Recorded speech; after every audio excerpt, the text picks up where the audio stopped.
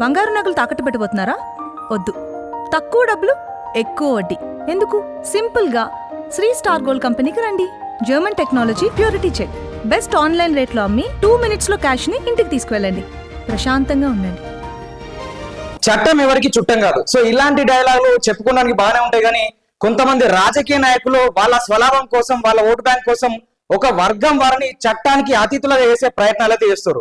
So దీంట్లో భాగంగానే 2016లో UP CM గా ఉన్నటువంటి అఖిలేష్ యాదవ్ ఒక బిల్లు తీసుకొచ్చి అది అసెంబ్లీలో ఆల్రెడీ ఆమోదం కూడా చేయించాడు. సో దీనికి సంబంధించినటువంటి బిల్లును ప్రస్తుతం యూపీ సీఎం యోగి ఆదిత్యనాథ్ ఆ బిల్లును అయితే రద్దు చేశారు. సో మరి ఆ బిల్లు ఏంది, దాని కథ ఏంది, పూర్తి వివరాలు ఈ వీడియోలో అయితే తెలుసుకుందాం. వీడియో చాలా అంటే చాలా ఇంట్రెస్టింగ్ ఉంటుంది. వీడియోలోకి వెళ్లే ముందు ఒక్క లైక్ కొట్టి ఛానల్ ని సబ్స్క్రైబ్ చేసుకోండి. 2016లో యూపీ సీఎం గా ఉన్నటువంటి అఖిలేష్ యాదవ్ మైనారిటీలను బుజ్జగింపులో భాగంగా అక్కడ మదర్సాలకు సంబంధించి, అక్కడ ఫండ్స్ కు సంబంధించి ఒక పేమెంట్ బిల్లును ప్రవేశపెట్టి అసెంబ్లీలో ఆమోదింపజేసిండు. సో ఈ బిల్లు ప్రకారం ఏంటంటే, ఇప్పుడు మామూలుగా గవర్నమెంట్ స్కూళ్లు కావచ్చు, కాలేజీలు కావచ్చు, లేకపోతే అంగన్వాడీలు కావచ్చు, గురుకులాలు కావచ్చు, వీటికి ఏదైతే గవర్నమెంట్ నుంచి ఫండ్స్ వస్తాయో ఆ ఫండ్స్ ఏంటంటే మామూలుగా ఫుడ్ గురించి, బుక్స్ గురించి, యూనిఫామ్ల గురించి గవర్నమెంట్ వీళ్ళకు ఫండ్స్ ఇస్తుంది. స్కూల్ వాళ్ళకి కావచ్చు, యాజమాన్యం కావచ్చు. సో యాజమాన్యం ఏం చేయాలి, వాళ్ళకు సరైనటువంటి ఫుడ్ పెట్టాలి, యూనిఫామ్ ఇవ్వాలి, బుక్స్ ఇవ్వాలి. ఒకవేళ వీళ్ళు సరైనటువంటి కార్యక్రమాలు నిర్వహించకపోయినా, ఫుడ్ పెట్టకపోయినా డైరెక్ట్ కలెక్టర్ కావచ్చు, లేకపోతే పోలీసులు కావచ్చు, అక్కడ తనిఖీలు చేసి వాళ్ళపైన కేసులు బుక్ చేసి జైలుకి తీసుకుపోయే ఆస్కారం ఉంటది. కానీ ఈ యూపీలో మదర్సాలపై ప్రవేశపెట్టినటువంటి బిల్లు ప్రకారం అక్కడ ఎలాంటి అవినీతులు జరిగినా, ఎలాంటి అక్రమాలు జరిగినా వాళ్ళపైన ఎలాంటి చర్యలు తీసుకోవడానికి వీలు లేకుండా అప్పుడున్నటువంటి సీఎం ఒక బిల్లు పాస్ చేయడం జరిగింది. సో దీనికి ఎట్లా అంటే, మామూలుగా వాళ్ళపైన చర్యలు తీసుకోవాలన్నా గానీ, అంటే ఒకవేళ అక్కడ అవినీతి జరుగుతుంది, అక్రమాలు జరుగుతుంది, ఫండ్స్ వేరే వైపు మళ్లిస్తున్నారు అని తెలిసినప్పటికీ పోలీసులు కానీ, కలెక్టర్ కానీ అక్కడికి వెళ్ళి డైరెక్ట్ గా వాళ్ళపై చర్యలు తీసుకోలేరు. అంటే ఇక్కడ ఏమైతుందంటే, వీళ్ళు ఫస్ట్ వాళ్ళ దగ్గర పర్మిషన్ తీసుకోవాలి. అంటే ఇప్పుడు ఎవరి మీద అవినీతి ఆరోపణలు ఉన్నాయో వాళ్ళ దగ్గర పర్మిషన్ తీసుకొని వచ్చి మళ్ళా తనిఖీలు చేయాలి. అంటే మనం పెద్ద పెద్ద కేసులు, అంటే మామూలుగా క్రైమ్ కేసులో చూస్తూ ఉంటాం, చాలా కేసులలో 1-2 రోజుల్లో కూడా పూర్తిగా ఆధారం అనేది మారిపోతూ ఉంటాయి, కేసు మొత్తం తారుమారైతూ ఉంటది. సో అలాంటిది ఇలాంటి ఫండ్స్ విషయంలో వాళ్ళను రిక్వెస్ట్ చేసి వాళ్ళ దగ్గర పర్మిషన్ తీసుకొని మళ్ళా వచ్చి తనిఖీలు చేసే వరకు అది ఉంటుందా? సో ఇలాంటి ఒక బిల్లును అయితే అఖిలేష్ యాదవ్ అక్కడ ప్రవేశపెట్టడం జరిగింది. సో ఈ బిల్లు అసెంబ్లీలో ఆమోదం పొందినప్పటికీ అప్పుడున్నటువంటి గవర్నర్ రామ్ నాయక్ గారు ఈ బిల్లును అయితే బిల్లు పైన అతను సంతకం చేయలేడు. ఎందుకంటే ఇది రాజ్యాంగ విరుద్ధంగా ఉంది. సో దీనివల్ల అనేక అవినీతి అక్రమాలు జరిగే ఆస్కారం ఉంటుందని ఈయన సంతకం పెట్టలేదు. అయినప్పటికీ ఇది రాష్ట్రపతి దాకా పోయింది ఈ బిల్లు.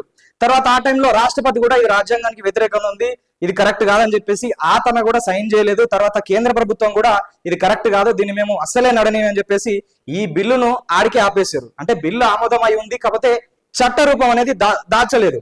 సో ఇలాంటి ప్రయత్నాలు కాంగ్రెస్ ప్రభుత్వం ఉన్నప్పుడు చాలా జరిగినాయి. సో ఇప్పుడు ఇదే కాకుండా ఏదైతే 1978 టైంలో షాబానో గారి కేసు గురించి మనం ఒకసారి మాట్లాడుకుందాం.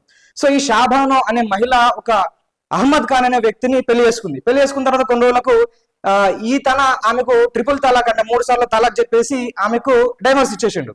ఇచ్చిన తర్వాత ఈమెకు ఎలాంటి ఇన్కమ్ సోర్స్ లేదు కాబట్టి ఆమె కోర్టులో కేసేసింది.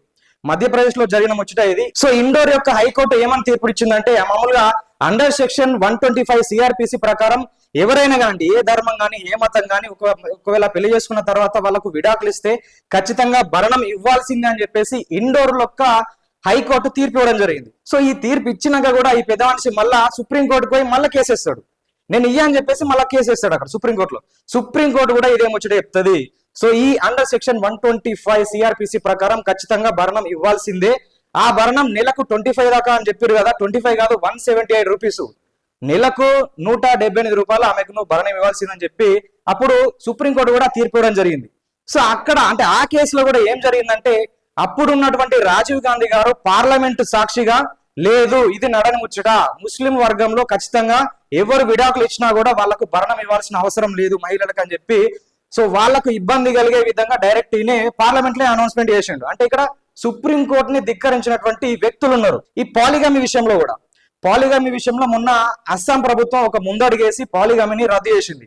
పాలిగమి అంటే ఏంటంటే ఒకరికంటే ఎక్కువ మందిని పెళ్లి చేసుకోవడం. సో దీంట్లో ఎట్లుంటది అంటే, ఒకరిని పెళ్లి చేసుకొని తర్వాత వాళ్ళకు చెప్పకో ఇంకోటి చేసుకుంటారు, తర్వాత ఇంకోటి చేసుకుంటారు. సో ఇట్లా చాలా నడుస్తూ ఉంటాయి. సో అస్సాం గవర్నమెంట్ ఏం చేసిందంటే, ఒక పెళ్లి చేసుకొని ఆమె బతికుండగానే వేరే వాళ్ళని పెళ్లి చేసుకుంటే 7 సంవత్సరాలు జైలు శిక్ష అని చెప్పేసి ఒక చట్టం తీసుకొచ్చింది. ఒకవేళ ఈమెకు తెలియకుండా చేసుకుంటే 10 సంవత్సరాలు జైలు శిక్ష. సో ఇట్లా ఒకటి ఇంకా ఎంత చేసుకుంటే అంత శిక్ష అనేది పెరుగుతుంది. సో ఇంతకుముందు వేరే గవర్నమెంట్లు ఉన్నప్పుడు ఒక వర్గాన్ని చట్టానికి అతిథులుగా చేసే ప్రయత్నాలు చాలా జరిగినాయి. సో ఇప్పుడు యూపీ గవర్నమెంట్ ఒక స్టెప్ ముందుకేసి ఇది కరెక్ట్ కాదని చెప్పేసి ఆ బిల్లును పూర్తిగా తీసేయడం జరిగింది, పూర్తిగా రద్దు చేశారు. సో ఇది ప్రస్తుతం యూపీలో జరిగినటువంటి కథ. అంటే మామూలుగా రాజ్యాంగం ప్రకారం ఎవరైతే వెనుకబడిన వారు కావచ్చు, లేదంటే పేదవారు కావచ్చు, మైనారిటీ కావచ్చు, వాళ్ళ సంక్షేమం కోసం ఎలాంటి పథకాలైనా చేయొచ్చు, అది రాజ్యాంగ ప్రకారం చేయాల్సిందే. ఎందుకంటే అసమానతలను రూపుమాపడానికి భాగంగానే రాజ్యాంగంలో అనేక అధికారాలను చేర్చడం జరిగింది. కాకపోతే దీనివల్ల అవినీతి అక్రమాలు జరగకుండా ఉండడానికి, సో చట్టానికి అతీతం చేయకుండా ఉండాలని చెప్పి చాలా మంది అయితే వాదిస్తున్నారు. సో మరి మీరేమంటారు? యూపీలో తీసుకున్నటువంటి ఈ చర్య, ఈ బిల్లును రద్దు చేయడం కరెక్టేనా కాదా?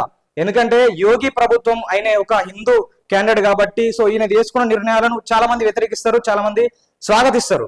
సో మరి ఇది కరెక్టా కాదా? సో మీరేమనుకుంటారో కామెంట్ రూపంలో తెలియజేయండి. మరొక వీడియోతో మేము ముందుంటాం. చూస్తూనే ఉండండి ఆర్ తెలుగు.